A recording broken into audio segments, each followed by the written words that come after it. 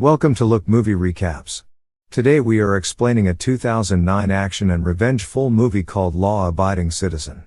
Keep spoilers alert. In the starting scenes, Clyde Shelton, a Philadelphia engineer, is at home with his daughter. She has made a bracelet for him and now making one for mommy. His wife tells him to go open the door because someone was knocking. Clyde goes to respond to the knock. When he opens the door, two guys hit him severely with a baseball bat. He falls down and he is tied by the burglar known as Derby. His partner in crime, Rupert, is busy robing. Suddenly, his wife comes out and she is also hit. She falls down while screaming. Derby tells Clyde that he can't fight fate and he stabs him in the stomach. He then goes to Clyde's wife and he also stabs her and rapes her. Their daughter comes out and she also faces the same fate. Clyde witnesses all this happen, but he is helpless. Later, Nick, Clyde's prosecutor, while having a conversation with Jonas, the district attorney, he informs him that the matter got out of hand last night because the judge ruled that the DNA from the crime scene was dubious. He decided to get a plea deal rather than going to trial with the case. He says some justice is better than no justice. He is not taking any chances. Later, Nick meets with Clyde. He tells him that Derby has agreed to testify against his partner Rupert. He continues that with this testimony, Rupert will go to death raw. Clyde asks what about Derby. Nick replies that Derby will be charged with third-degree murder. Clyde is not contented with Derby's sentence, where he will be imprisoned maximum 5 years. Nick, interested in maintaining his 96% conviction rate as prosecutor, he can't afford losing Clyde's case. So he made a deal with Derby to testify against his partner Rupert, in return to plead guilty to a third-degree murder, hence being imprisoned for less than 5 years. Nick further tells Clyde that the case was compromised by a forensic investigation and Clyde's testimony cannot incriminate either men because he blacked out during the incident. Clyde, while in tears, tells Nick that both of them are guilty. Especially Derby. Nick tells him that it's not about what you know. It's about what you can prove in court. Later in court, all goes like Nick had planned. Clyde sees Nick shake hands with Derby and he is left feeling betrayed. After court, Nick goes back home to his pregnant wife and he talks to his unborn daughter. 10 years later, Nick is at home with his grown-up daughter and wife. He has to attend Rupert's execution, which will be via lethal injection. He goes with Sarah, his assistant, and Jonas, the district attorney, because Rupert didn't have any family members to attend his execution. He is supposed to die painless and silent, but due to the change of chemicals by unknown person, he dies in agonizing pain, which is a violation of his rights. A written note that says "you can't fight fate" is found on a disposable bag that contained the lethal chemical. Nick connects this evidence to Derby, who frequently used the same statement. While they are tracking him down, an unknown caller alerts Derby that police is approaching him. He picks his gun and looks through the window and he confirms what he is being told. He immediately runs out while shooting at the police officers. While running on top of buildings, he is told to get rid of his gun if he wants to be directed to safety. He gets rid of it and he is directed to a police vehicle where he finds a police officer resting. He steals his gun and tells him to drive, which he does. They are able to escape from the police and later Derby pulls the police officer out of the car on gunpoint. He realizes that it's Clyde.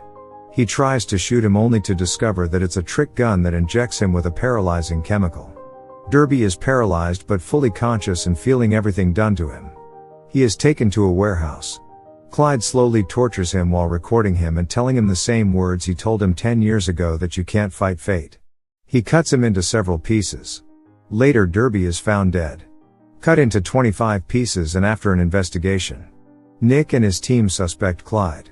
The following day, SWAT unit rides Clyde's home and they find him naked and ready for them. He doesn't resist arrest. He looks angrily at Nick as he passes him on the way to the police car. They find a photo of Nick shaking Derby's hands 10 years ago. At Nick's home, the mailman leaves a video disc and her daughter receives it thinking it's a recital. She examines it and discovers that it shows a man killing and chopping up Derby in pieces. She screams. Back to Clyde in his cell, Nick comes to interrogate him. He asks him if he killed Derby and he neither accepts nor denies. Nick is sure he is guilty but has no evidence.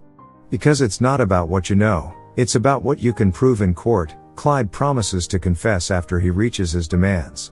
Clyde asks for a nice bed to be brought to him in prison and Nick laughs and he denies his request.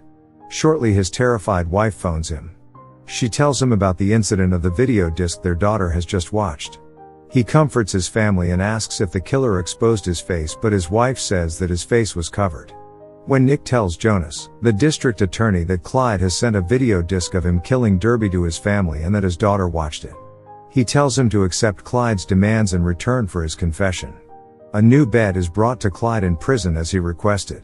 While in court for Clyde's bail hearing, he manages to defend himself and he convinces Judge Laura, who also presided at Rupert's trial, to agree to his bail. When the judge is almost agreeing, he turns against the court and criticizes it for its legal technicalities over justice. He confesses not only to killing Darby but also to having altered the lethal injection chemical that made Rupert's death agonizing.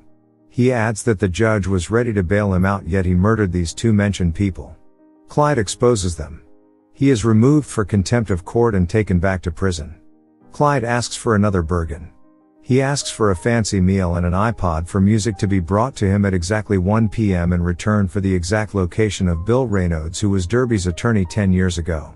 Immediately, Nick and his team try to locate Reynolds but are informed by his wife that he went missing 3 days ago. They have no option but to meet Clyde's demands. The next day, a special meal is brought for Clyde. The prison warden demands multiple precautions, resulting in food arriving at Clyde's cell 8 minutes late. Regardless, he gives his exact location and tells them to hurry because they are already late. They rush to go find him. Nick and his team find Reynolds buried alive and just died few minutes back. The prison warden's delay caused him to suffocate. His oxygen tank was set to shut down at 1:15. But because Clyde received his meal at 1:08, they were 7 minutes late, and this resulted into Reynolds' demise. Back in Clyde's cell, while sharing his meal with his inmate, he stabs him and kills him in cold blood and then sleeps comfortably on his bed. While Nick and his team are still at Reynolds' crime scene, Sarah calls him and tells him that Clyde just murdered his cellmate and he is being taken to solitary confinement. Nick goes to meet Clyde in his cell. He tells him that they met Reno dead. Clyde tells him that had he kept his word and brought his lunch on time, Reynolds wouldn't have died. Nick asks Clyde if he thinks his wife and daughter would feel good about him going around killing innocent people. Clyde replies without remorse that my wife and daughter do not feel anything. They are dead. Nick's assistant Sarah finds evidence of contract payments to Clyde from the Department of Defense. So Jonas takes Nick to meet a CIA operative called Bray, who worked with Clyde. They learn that he was once a CIA brain, working in a black ops think tank on unconventional methods of killing targets. Bray tells them to assume that he can see them and hear them at all times. He also warns them that he's only in jail because he wants to be in jail. Bray tells them that each thing he does has a deeper meaning. When Nick asks how they should deal with him, Bray advises them to walk into his cell and put a bullet in his head. Otherwise they cannot stop him. As he leaves he says, "If Clyde wants you dead, you're dead." Nick and Jonas meet with Judge Laura to convince her to violate Clyde's civil rights and restrict his visiting privileges. Minutes later, Judge Laura answers a cell phone which explodes, killing her instantly. Jonas and Nick are so thrilled by the judge's death. At the prison, Nick confronts Clyde, who says these killings are not about revenge. If it was about revenge, he would have killed Nick's family in the past 10 years. Clyde gives Nick one last chance to release him and drop all charges against him before 6 a.m. or everyone will die. He is then escorted to a maximum solitary. Nick and all members of the DA's office gather in the prison for extra protection from Clyde's unprecedented murders and try to look for an accomplice that may be helping Clyde, but they fail. When it reaches 6, they are sure nothing is going to happen after nobody is hurt. They are told to go home, but bombs planted underneath their cars start exploding and kill those inside the cars, including Sarah. It's later found out that only Nick's car was untouched, inclining that he still needs him alive. Clyde was still incarcerated, so Nick assumes he is using an accomplice outside to help.